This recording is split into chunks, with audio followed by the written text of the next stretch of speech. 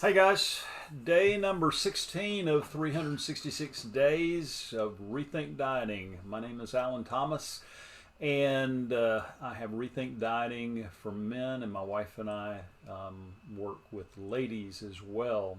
And my focus is based on the journey that my wife and I went on in 2017, where we publicly lost 192 pounds over an 8 month period. She lost 63 and I lost 129.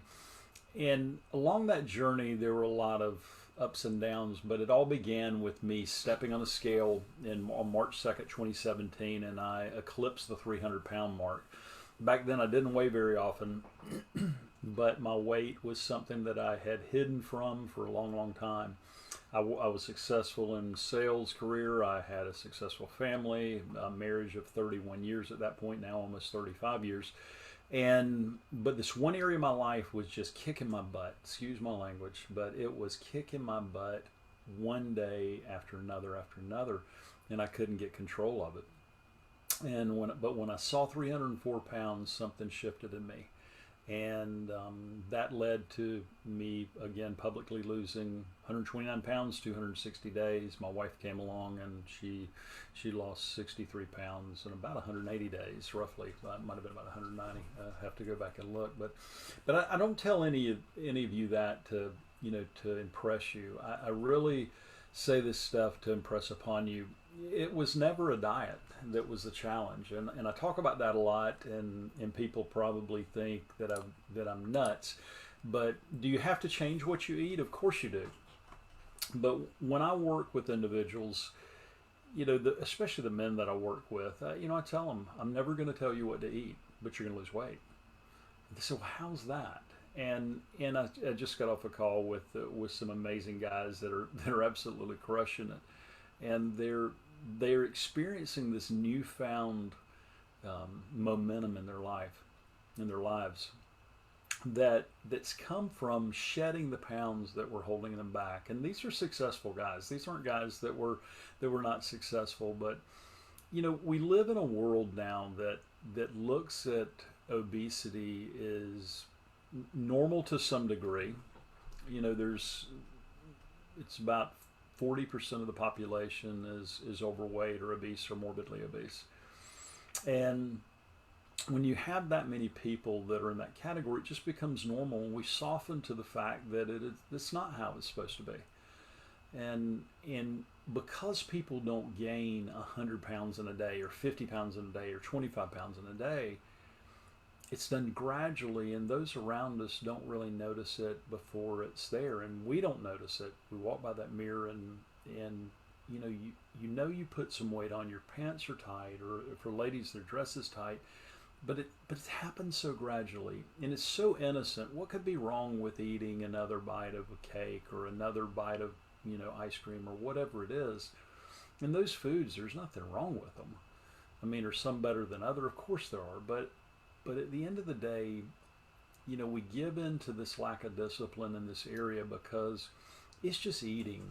It's just this eating thing where, food is supposed to make us feel good, so we have more and more and more, and it becomes this circle that ends up causing people to get into places like I was, that I'm like, how in the heck did I get here? And in all of the things that go along with it. And I talk about that a lot each night, the challenges and all. But tonight, I went back and I posted my scale in really a blog every day throughout my journey back in 2017, and I went back and I was looking at one that I posted about the movie Lord of the Rings. I don't know if you guys have ever followed it, but there's a scene in one of the series where Aragorn, who's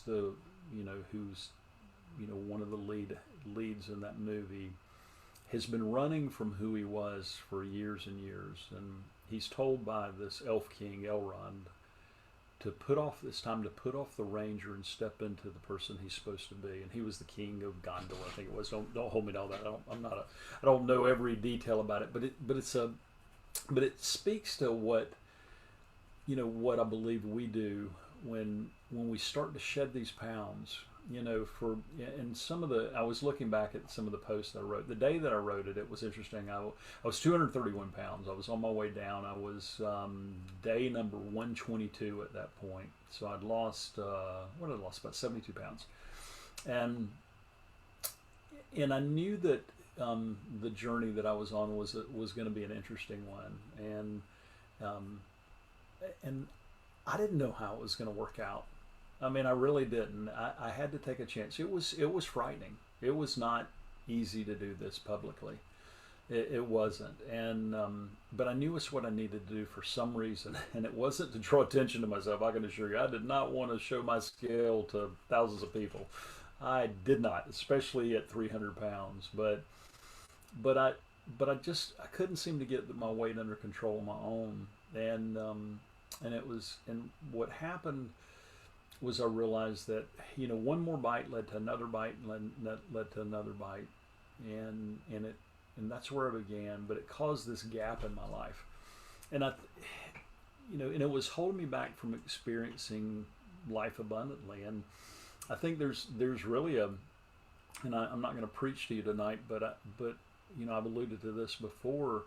There's really this pull on us as individuals when we think that overeating is not a big deal until we become obese, but it's really gluttony. I mean, just call it what it is. And I think it's an insidious way that the enemy, which I'm talking about Satan here, so I'm getting a little bit preachy.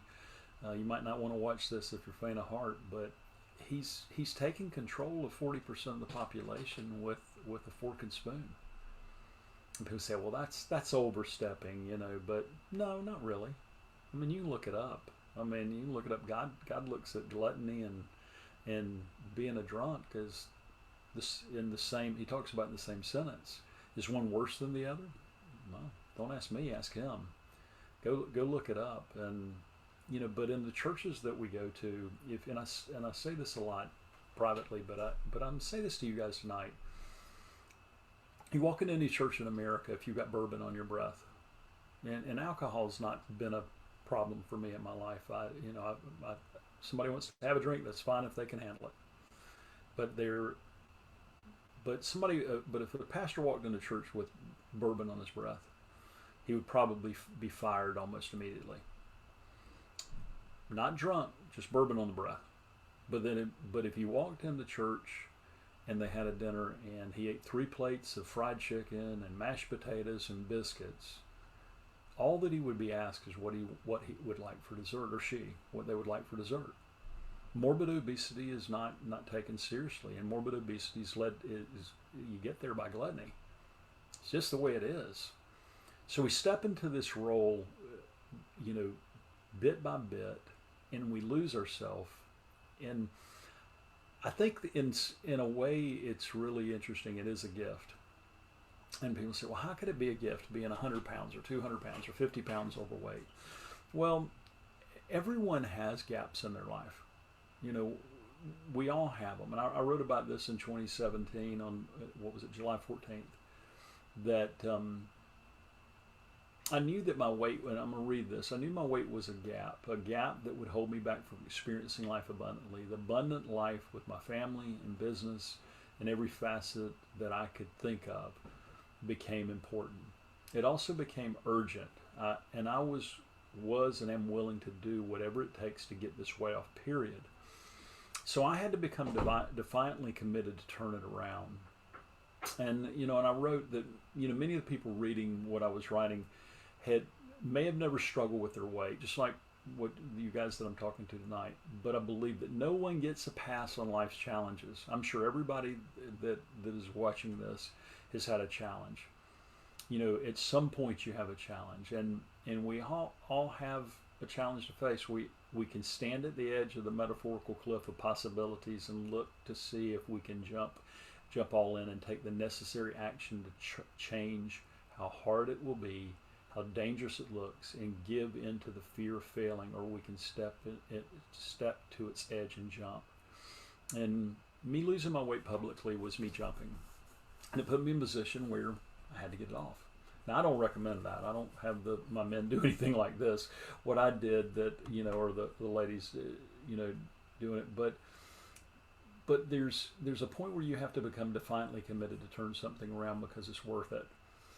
And we spend hours and hours working on our budgets as families, working on our businesses. We collect reports and data and all these facets, and consider those things to be extremely important to our work or to our family's, health, financial health or wealth. But when it comes to taking a little time to do what's necessary to get your weight under control, that becomes a burden. And that becomes, I haven't got time for that. So I want you to think about what it's costing you in the long term. And I'm not talking about money here. It could be money. It probably is costing you money. But it's costing you impact. It's costing you years. It's costing you people taking you seriously, because there's very few places where you can go if you're morbidly obese where people don't look at you and say, I wonder if I can really trust that person completely. There's always going to be somebody in the crowd who says that.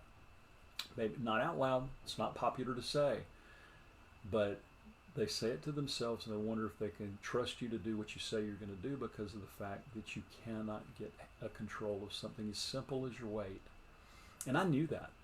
I knew that when I was over 250 pounds, over 275, when I hit 300, it was like that was the tipping point. And so when you get control of this area, and you can, you get this power again, and I call my men, they're superheroes and they're warriors, and they step into this role that they never knew they could even that it didn't even come to their consciousness, probably, in a lot of ways. Some it may have, but they gain this power that they didn't have before, and they become these influential people that, they were still just as influential. And sure, they could have done some good and some things, but there's always, who did they miss? Who did they miss because of their obesity? Because of the weight they were carrying? Who did they miss? What person or what thing didn't happen because of their weight?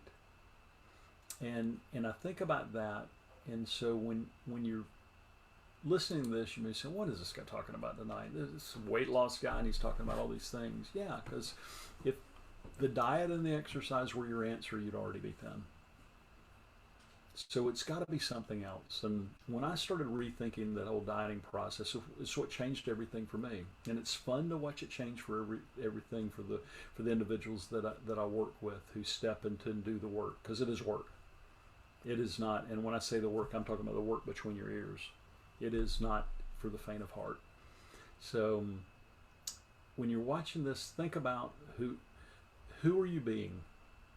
Are you stepping into the version of yourself you're supposed to be, or are you just drifting more and more out to sea? So, pay attention to it. Let me know your thoughts.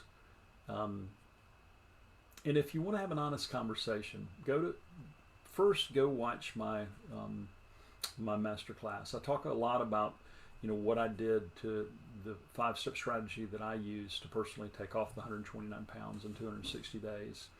And if you want to have an honest conversation about your struggle with weight with somebody who understands it, because I've been there, I promise you, whether you've got 400 pounds to lose or 50 pounds to lose or 25, I've been there. I haven't been 400 pounds overweight, but it's not a far stretch from where I was. I was on my way there, so I know how it feels. And if you want to have that conversation and see if Rethink Dieting may be for you, go to transformmyfuture.com/apply. Pick a time on my calendar. I'll personally talk to you. And just after that, there's a short questionnaire that helps me prepare for that call so that I can be ready to develop a strategy with you. So, guys, hope this all makes sense. Didn't mean to go so long tonight, but listen, comfort is really overrated. If you'll do something comfortable, you might have some impact that you never intended to have. So, do something uncomfortable. Take some action. Have a great